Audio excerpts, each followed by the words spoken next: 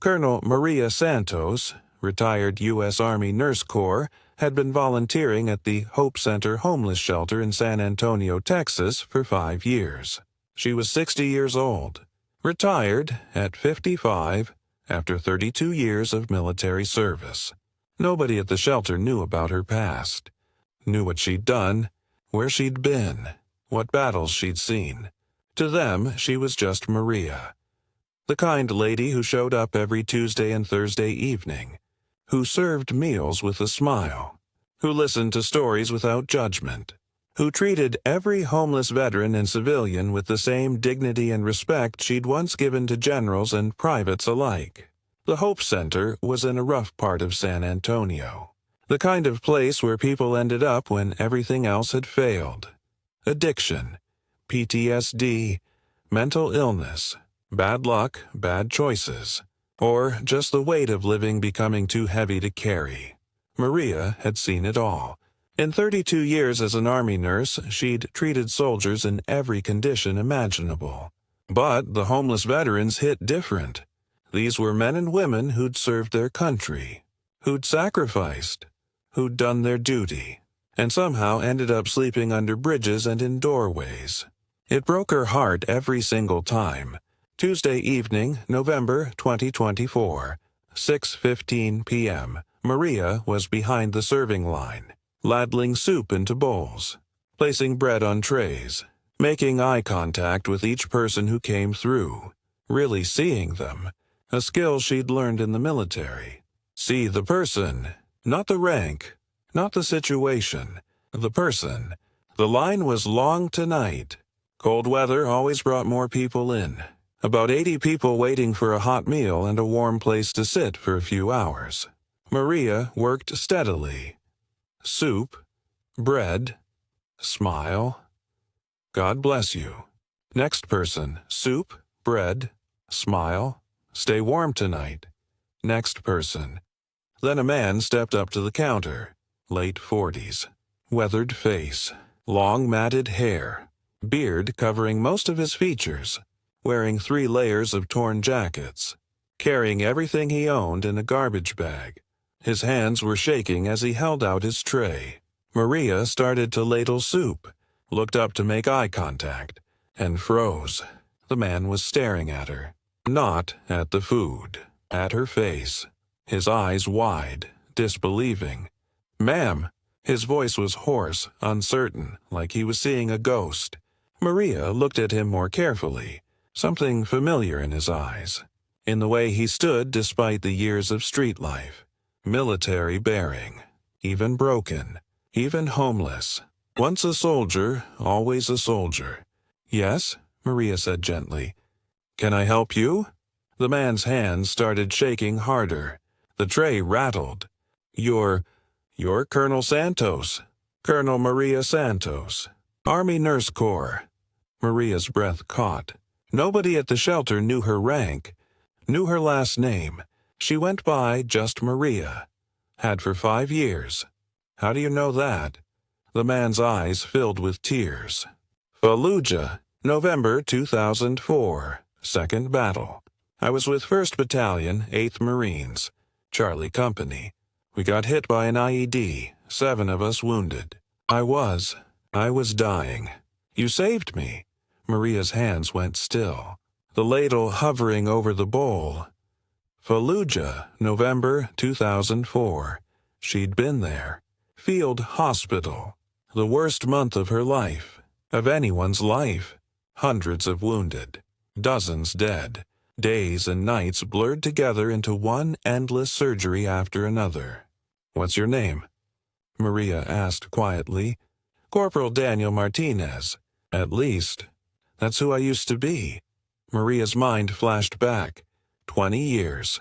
A field hospital in Fallujah. November 2004. Corporal Martinez.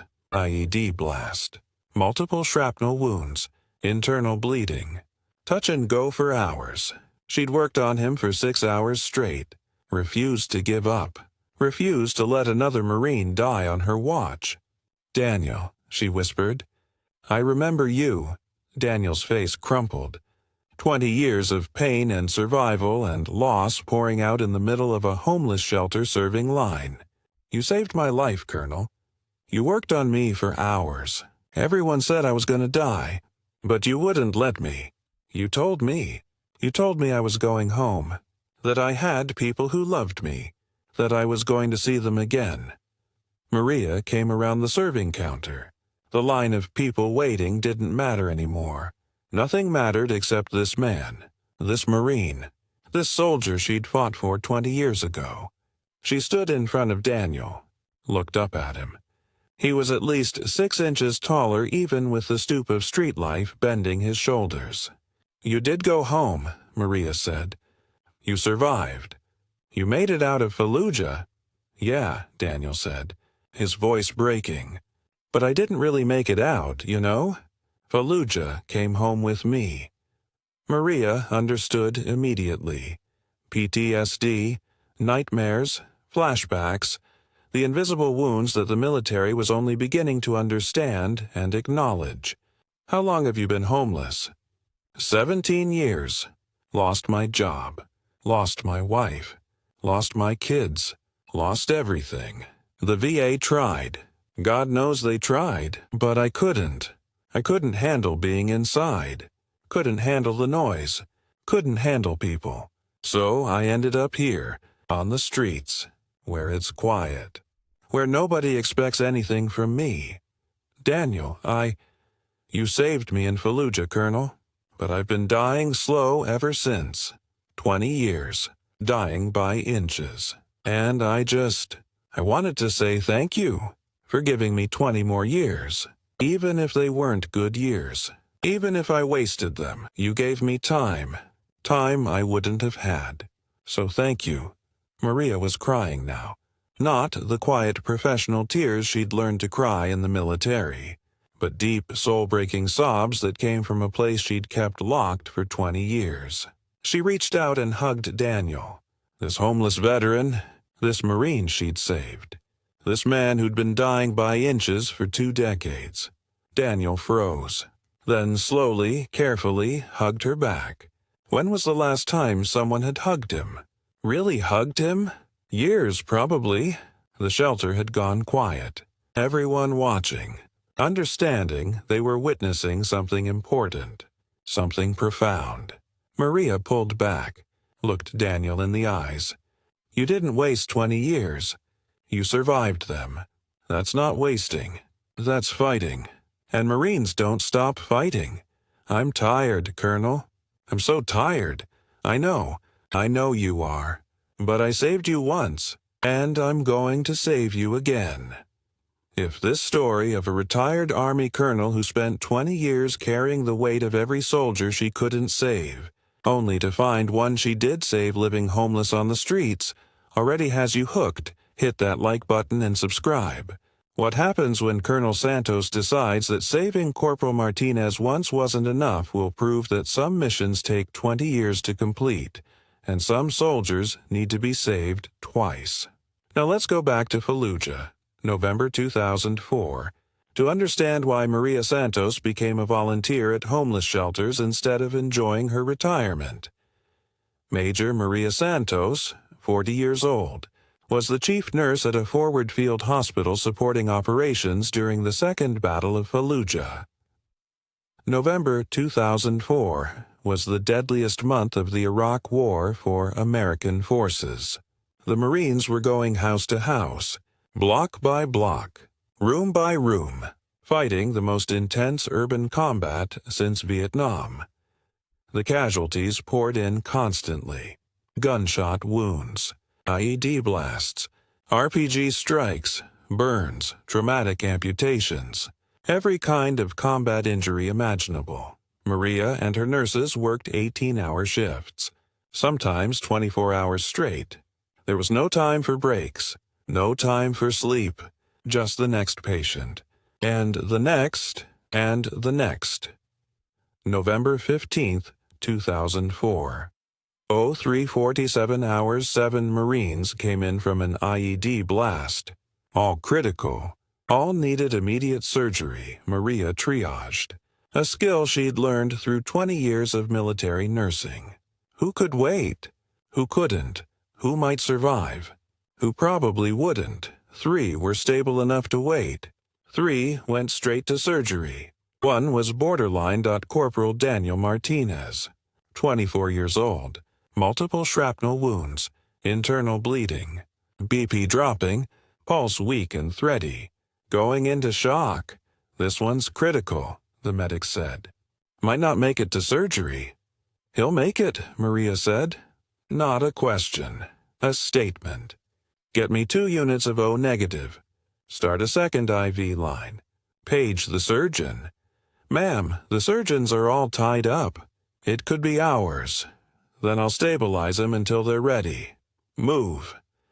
Maria worked on Corporal Martinez for the next 6 hours, stopping bleeds, managing his blood pressure, keeping his airway clear, monitoring every vital sign, adjusting medications, making split-second decisions that meant the difference between life and death. At one point, his heart stopped. Maria performed CPR, brought him back. At another point, he started bleeding internally again. Maria had to make a field decision about surgical intervention that was technically outside her scope.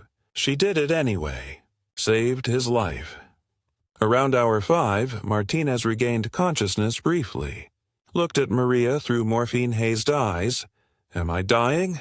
he asked. "Not on my watch," Maria said. "You're going home, Corporal. You have people who love you. You're going to see them again. That's an order." "Yes, ma'am," Martinez whispered, then passed out again. When the surgeon finally became available, Maria had stabilized Martinez enough for surgery. The surgeon looked at her work, looked at the chart, looked at Maria. "Major Santos, you just performed field surgical procedures that probably saved this Marine's life. That's not standard nursing protocol." "He would have died waiting for standard protocol, sir." The surgeon nodded. "Good call. Let's get him into surgery." Martinez survived, was medevaxed to Germany, then to Walter Reed, then home. Maria never saw him again. Just another patient in a month where she treated over 200 wounded soldiers. But she remembered him, remembered his face, his question, "Am I dying?" She remembered all of them, every single patient, every wound, every decision, every life saved, and every life lost. After Fallujah, Maria continued serving.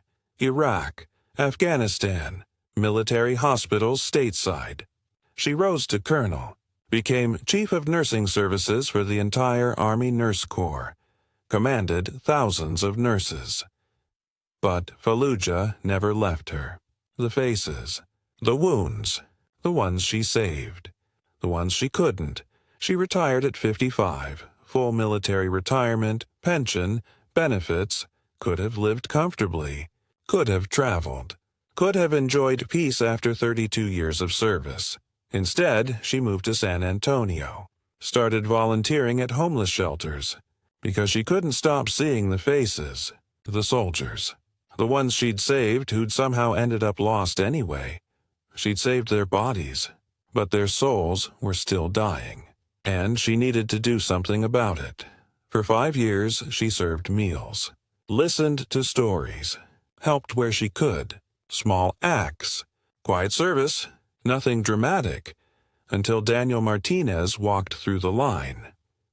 After hugging Daniel, Maria didn't let go of his arm. "When did you last eat a real meal?" "This soup, now. Before that, 3 days ago. Maybe 4. Time gets fuzzy. When did you last sleep somewhere warm?" "Can't remember." "When did you last see a doctor?" Daniel laughed, a bitter, broken sound. "Colonel, I'm homeless. We don't see doctors unless we're dying. And sometimes not even then. That changes now." Tonight, Maria turned to the shelter director. "Robert, I need a private room. And I need the VA liaison. Now." Robert had worked with Maria for 5 years, had never seen her take command like this. but he recognized military authority when he heard it. "Yes, ma'am." Within an hour, Maria had Daniel in a private room, had contacted the VA, had arranged for an emergency psychiatric evaluation, had gotten him into the VA system with priority processing. Daniel sat in a chair.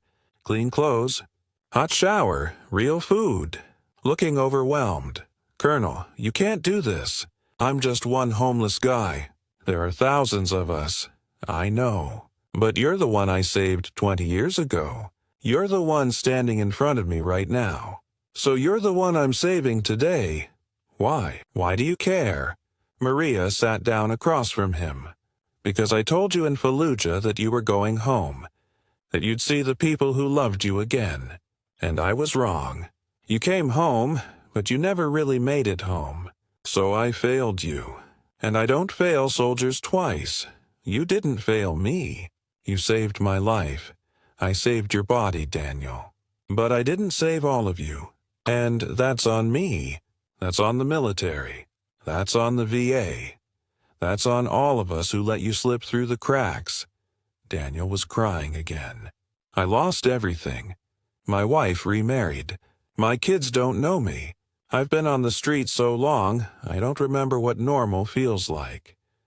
Then we'll figure out a new normal. Together. One day at a time." Daniel had been in VA residential PTSD treatment for 90 days. The longest he'd been inside a building in 17 years. It was hard. Some days he wanted to run back to the streets. Some days the walls felt like they were crushing him. Some days the nightmares were so bad he couldn't function. But Maria visited twice a week. Every Tuesday and Thursday, the same days she volunteered at the shelter.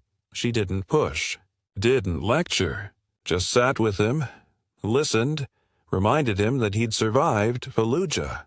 He could survive this too. On day 60, Daniel broke, completely fell apart, screaming, crying, trying to leave.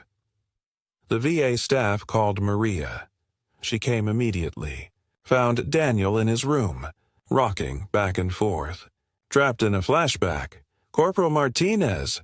Maria's voice cut through the chaos. Sharp, clear, command voice. "Stand at attention." Daniel's body responded to military training before his mind caught up. He stood, swaying, but stood. "Report, Corporal." "What's your status?" I can't." "The walls. Fallujah. They're all dead. Everyone's dead." "Who's dead, Corporal?" "My squad. The IED, 7 of us. Only 3 made it. I shouldn't have made it. Why did I make it?" Maria stepped closer. "Softer now. You made it because you fought. Because you didn't give up. Because I didn't give up on you. And I'm not giving up now. I want to die, Colonel. I've wanted to die for 20 years. I know. But you're not going to. Because dying is easy. Living is hard. And Marines do hard things." Daniel collapsed. Maria caught him, held him while he sobbed. This 47-year-old homeless Marine. This man she'd saved 2 decades ago. This soldier who'd been fighting a war inside his head for 20 years. "I've got you," Maria whispered. "I've got you. You're not alone anymore." Daniel completed the residential program. Was transitioned to outpatient care. Got a room in a VA transitional housing facility. Maria helped him apply for disability benefits. Back pay for 17 years of untreated PTSD. It wasn't much, but it was something. She helped him write a letter to his ex-wife, not asking for anything, just explaining, apologizing, hoping she'd let him see his kids. Even just once, his ex-wife responded. She'd remarried, moved on. But she'd never stopped wondering what happened to the man she'd married. The man who'd come back from Iraq broken and angry and impossible to reach. She agreed to let Daniel see the kids, supervised, at Maria's house. With Maria present, the reunion was awkward. His daughter was 23. His son was 21. They barely remembered him. He'd been gone since they were little. But Maria sat with them, told them about Fallujah, about their father's service, about the IED blast, about the injuries, about the PTSD that the military hadn't properly treated. "Your father is a hero," Maria said. "He fought for his country. And then he fought to survive for 20 years. That's two kinds of bravery," his daughter cried. His son asked questions. Daniel answered as best he could. It wasn't a fairy tale reunion. There was too much history, too much pain, but it was a start. Daniel had been sober for 14 months, had completed his PTSD treatment, was living in his own apartment, working part-time at a veterans organization helping other homeless vets. He came to the Hope Center every Tuesday and Thursday, not as someone receiving help, as someone giving it. He and Maria worked the serving line together. Two veterans serving their fellow veterans, one who'd saved lives in combat, one whose life had been saved. Young homeless veterans would come through, lost, broken, hopeless, just like Daniel had been, and Daniel would see them, really see them, the way Maria had seen him. "I was you," he'd tell them. "Homeless 17 years. Thought I was done. Thought there was no way back. But Colonel Santos here, she didn't let me quit. And I'm not going to let you quit." Some listened. Some didn't, but Daniel kept trying, because Maria had kept trying with him. The Hope Center held an event honoring volunteers who'd served for 5 years or more. Maria was being recognized for 7 years of service. The room was full. Homeless individuals, former homeless individuals, volunteers, VA representatives, local politicians. Daniel stood up to speak. 7 years ago, Colonel Maria Santos started volunteering here. 5 years ago, I walked through that serving line. A homeless Marine, lost, broken, waiting to die. And Colonel Santos recognized me. From Fallujah. From 2004. From when she saved my life the first time. The room was silent. She could have just said, "Nice to see you," and moved on. But she didn't. She decided right then that saving me once wasn't enough, that she was going to save me again. And she did, Daniel's voice broke. But he kept going. 2 years ago, I was living under a bridge, using drugs to forget, wishing I'd died in that IED blast in Fallujah. Today, I have an apartment, a job. I've reconnected with my kids. I'm sober. I'm alive. Really alive. For the first time in 20 years. Because Colonel Santos didn't save me and forget me. She saved me and kept saving me. The room erupted in applause. Maria was crying, trying to stay composed, failing. Daniel walked over to her, handed her something, a shadow box frame. Inside was a Purple Heart medal, his Purple Heart from Fallujah. "I want you to have this," Daniel said, "because you earned it more than I did. You got wounded saving us, every soldier you couldn't save, every patient who died, every Marine like me who made it home broken. Those are your wounds, Colonel.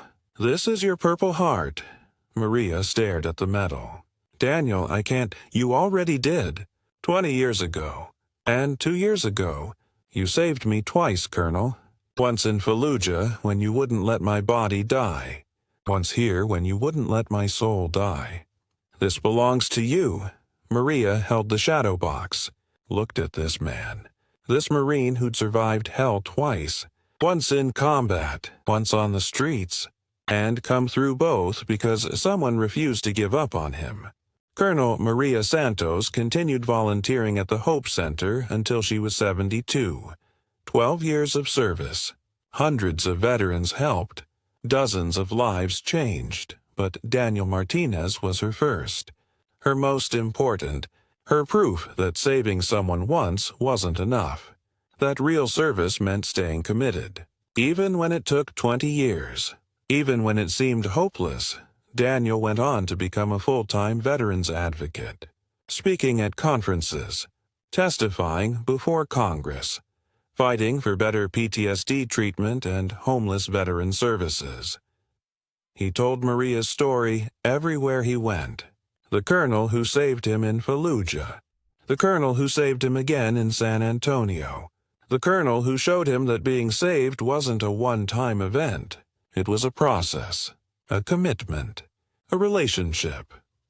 At 75, Maria was diagnosed with cancer. Stage 4, terminal, maybe 6 months. Daniel visited every day, brought her meals, read to her, sat with her, exactly as she'd done for him years ago. "You don't have to do this," Maria said one day. "You have your life, your family, your work. Colonel, you taught me that saving someone isn't a transaction. It's a covenant. You save them. They save you. We save each other. That's what family does. You think of me as family? You're the only reason I'm alive. You're the only reason I have a family to go home to. So yeah, you're family. You're my family." Maria died surrounded by people she'd helped.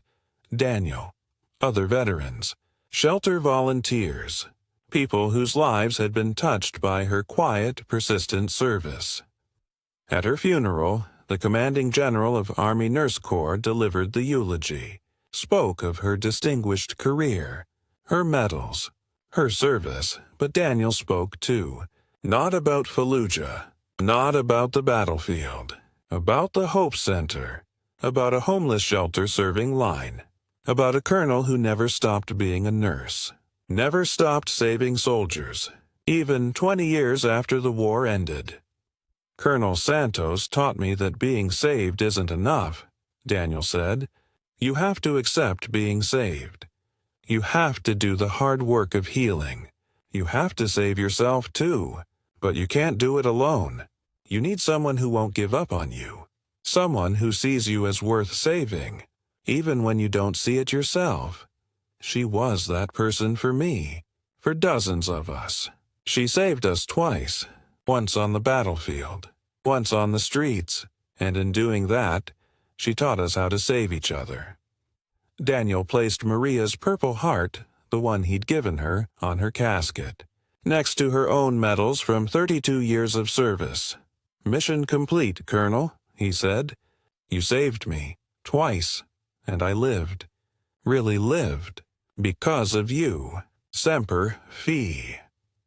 The veterans in attendance, dozens of them, young and old, stood at attention, saluted, not just for Maria, but for every nurse, every caregiver, every person who saves soldiers and then keeps saving them, long after the war's end, long after the medals are awarded, long after everyone else has forgotten, because some soldiers need to be saved twice, and some colonels never stop serving.